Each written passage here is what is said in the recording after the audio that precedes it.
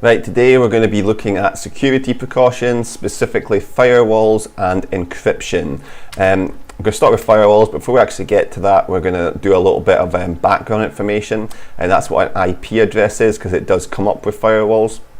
It stands for Internet Protocol, and think of it like a return address on a letter. So you send a letter to someone and you say where it came from. Every device on the internet has its own IP address, although and they are unique, but it's not determined quite by a device, it's determined by a location. So by that we mean if you have, let's say you have a laptop, right? And you're sitting in your house and you're connected to your network, it will have its own IP address. But if you take that laptop somewhere else and then you connect to that network, the IP address is going to change. Same way, the network itself, if there's 4 laptops on it, so if you've got 4 laptops in your house or phones or whatever, each one is going to have its unique IP address. They're all going to be very similar, but like the last little bit will be different, so you can tell them apart. And that's what an IP address is. Whenever a communication is made online, whenever an email is sent, and I say message here, but it could be whenever a website is sent or a file is sent, it's split into thousands of data packets. And they're all going to get to your computer eventually. This is why it's not just one big packet.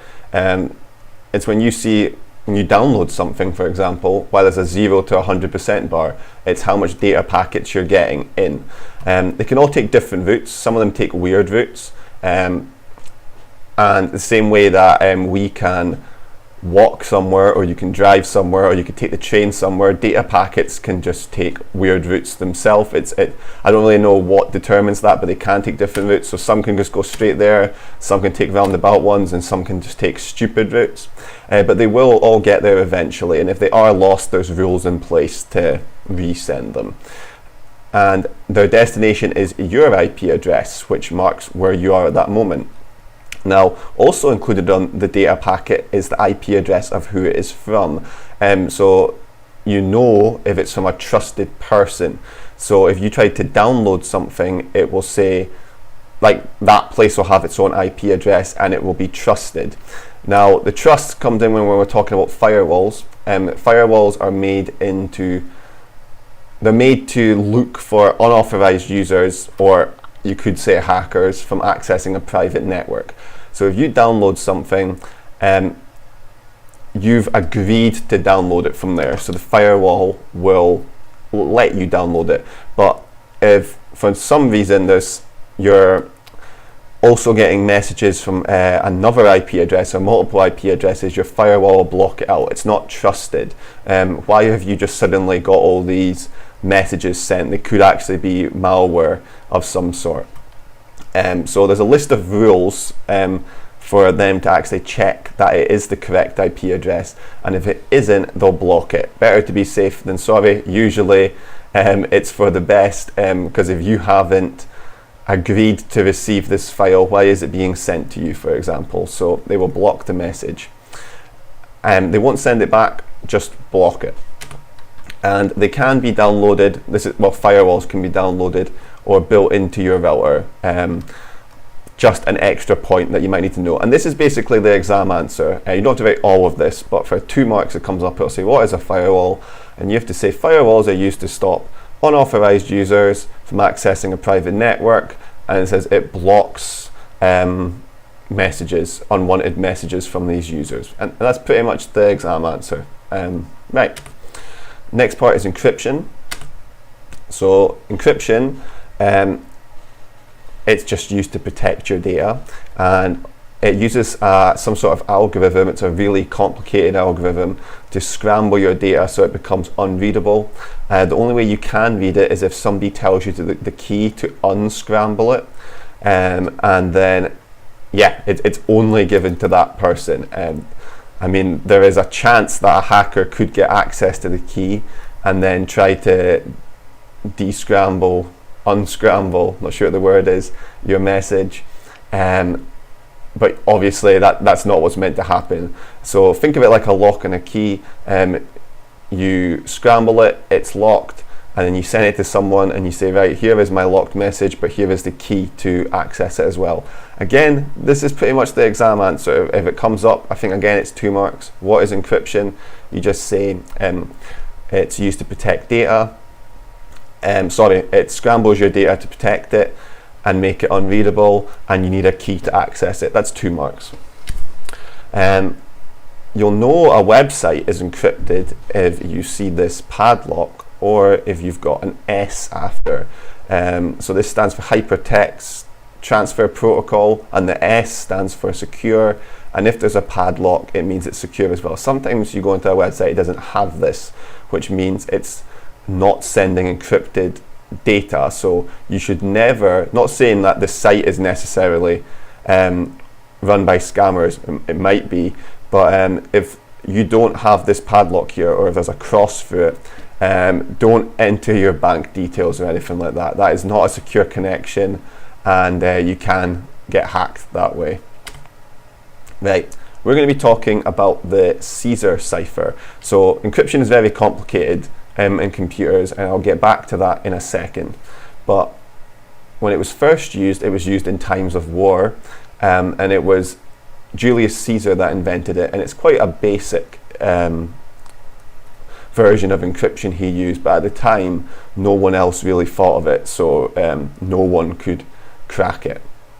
So it has 25 possible combinations. That's one combination for every letter of the alphabet. Now I know there's 26 letters in the alphabet. It will make sense why you can't get 26 combinations in a second. So let's say you have a +3 Caesar cipher, and you got this message from someone, DEF. So what Julius Caesar would do is he would get messengers to send kind of army coordination battle plans across places, and he would tell the messenger the key. He would say, right, the key is this, +3. Now, if that messenger made it to whoever he's meant to get to, they would tell the receiver, right, this is the key. If the messenger got caught, they wouldn't say it. That's the idea. They would trust him not to say it if he got caught. I don't know, maybe some people got kind of cracked and told to say it, but the idea was if a messenger got caught, they wouldn't say what the key is, and it would just look like gibberish what they've got. So if they sent DEF by, for example, +3, well, you would just go back, and that's just ABC. That's all that is. Each letter has been bumped up 3 places. We're actually going to try doing this ourselves. So this is the most simple type of encryption, just to get an idea behind it.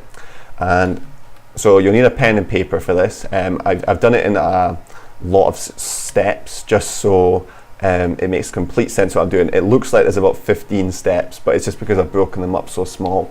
So the first thing you've got to do is get a bit of paper and just write out the alphabet, just like that. Then you have to write out your code. So the first one we're going to do is +2, and the first couple questions I've got on the quiz is also +2. So you just do this to remind yourself. I don't know why it's n +2, it just is. So you write +2 to keep yourself right, and then you go to A, right, and you count 2 spaces. So if it was +6, you would count 1, 2, 3, 4, 5, 6 spaces, but this is +2, so we just go 1, 2, and you land on C. And then you just, because you've counted up, I mean, you could even do this in your head, you just go, what's A, 2 letters long? Because you've counted up 2 spaces, you write C here, and then you just write the rest of the alphabet like that. Notice when you get to Z, you loop back round, so you write A and then B. So we've got our alphabet, that's the cipher complete, so make sure you've got that first before moving on. So just write that out. Now you want to decrypt the message. So let's say you've got the message BME, just a short one to start with. First, just write down your message to keep yourself right. Now you have to go to the top row. If you go to the bottom row, this is not going to work, because yeah, it's the top. You always decrypt it by starting at the top row and working down. If you do it the other way, nothing's going to work. So you go to B. What's under B? Well, it's the letter D, so you write it down, and that's it. Well, you can probably guess what you do for M. So you get to M. Oh, what's under M? It's O. You write O. You get to E. What's under E? It's G. Believe it or not, the message says dog, and that is how you decrypt a message. So I'll come back to this in a second. Where is it? So in the quiz, you'll need to get a pen and paper to work this out. Maybe not the first one, it's pretty easy. So decrypt this message, AYR. Again, it's +2. So you would add 2 to A, so that would be C, and then you just keep going that way. And you can probably work out what it is just from that. So we've got 4 options, only 2 of them start with C, and 1 of them is way too many letters. So this one is quite obviously cat. And then when you get to, like, you can even check it when you get to Y. What's 2 letters? Well, Y plus up 1 is Z, but then you go back around to A, it's going to spell cat. And then this one is +2 as well, and then this one is +6. So like I said, you have to make a new cipher, but count, where is it? You count 6 spaces along instead. So you should start off with G, and then you write G there and write the rest of your alphabet. And that's how you do a Caesar cipher. Now, it does take a little getting used to. It's not the most complicated thing. It's only got 25 combinations. But why am I talking about this? So it is the first example of encryption.